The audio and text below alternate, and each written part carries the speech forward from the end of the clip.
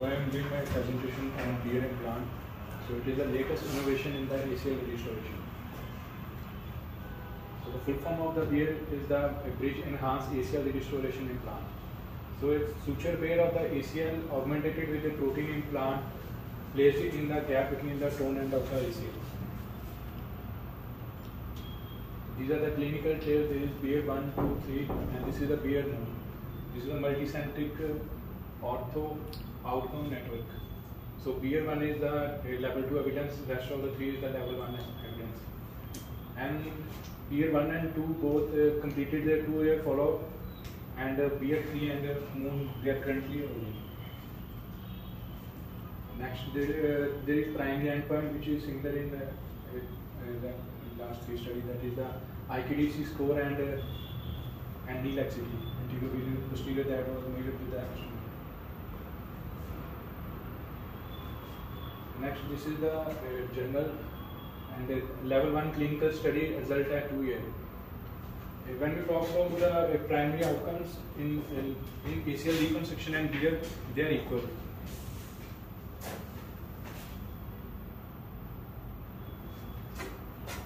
At 2 years in ACL reconstruction and beer implantation, they both are same.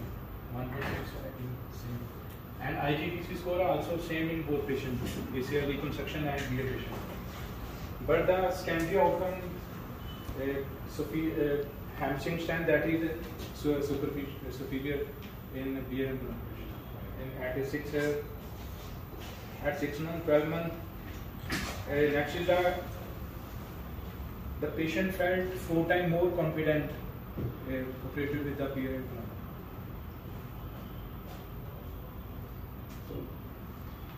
So when we talk about the IGDC score at 6 months,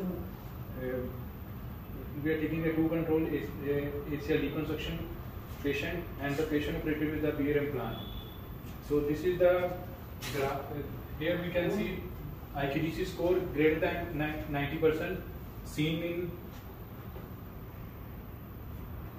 40% of the patient with the beer implant and 11% of patient in ACL reconstruction patient. But it was same at 2 years. So it was also seen that on the contralateral side, on the contralateral knee, the tear rate decreased to 2.5 times. And there is a potential reduction in the osteoarthritis chances because of the proprioception. Next is the ACL. When they compare the ACL restored with the beer implant, on the opposite side, on the uninsured side, knee, in sizing and functional strength. In the side, they have seen the cross section. This is the black line that. Sorry. This is the black line that shows the uninjured knee, and this is the blue line that shows the patient operated with the beer implant. And we can see it's similar in the cross section, and that upper one is the PCL graph. And this is the signal for the functional strength. We have to see the signal intensity. The lower the signal intensity, that is the better the signal intensity. And this is the line about the uninsured normal side, and this is the beer implant.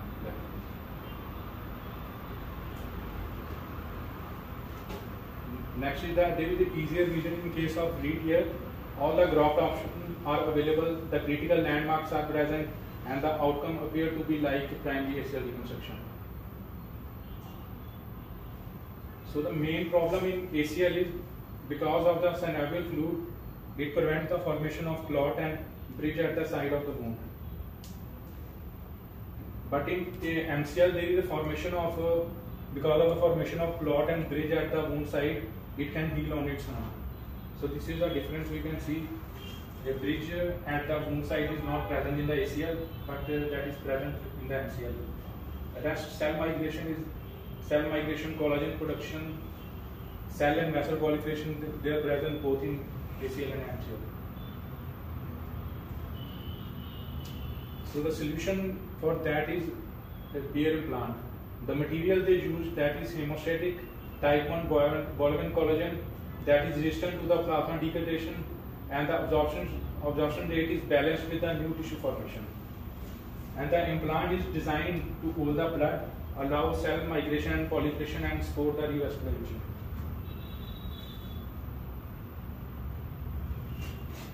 So in their procedure, they add the suture to protect the healing ligament. So anatomically, we have to apply the tibial stem suture that hold the torn end of the tibial remnant toward the femur vertebrae. And this is the clean suture that reinforces the joint while ACL is healed. The clinical benefits of the beer implant is that it restores the normal orientation and alignment of the knee. It preserves the proprioception fiber, eliminates the need of graft harvest, and revision like primary ACL reconstruction that is easy, and less pre-op and intra-op challenges. So here we can see the ACL tear. This is the proximal, mid substance, and the distal. In the proximal, the repair is possible, but in the mid substance and the distal, the repair is not possible. So we can use beer implant in all the three cases.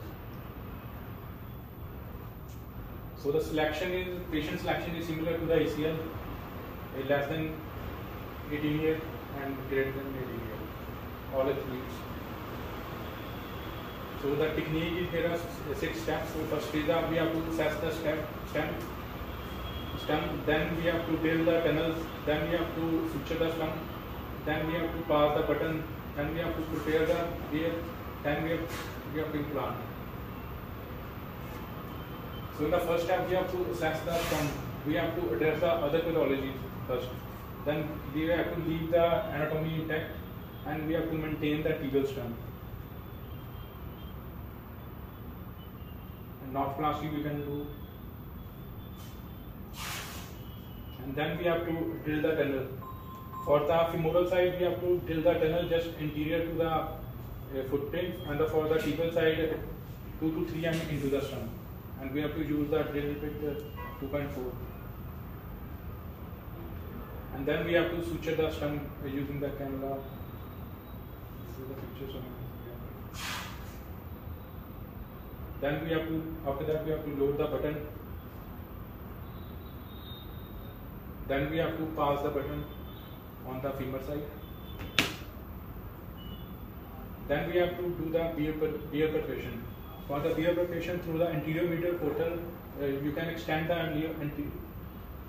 portal, and we have to withdraw all the blood, and we have to dry the knee. Then after that we have to load the implant. This is the picture showing.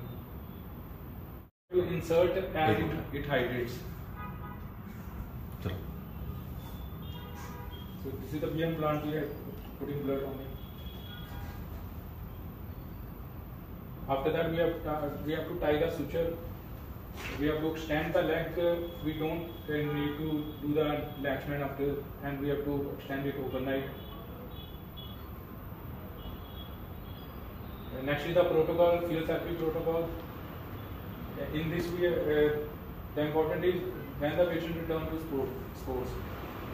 Usually after 7 months to all sport, but when there is a cohorting sports, it's not recommended to return to sports before 9 months. Next, why the beer implant is important?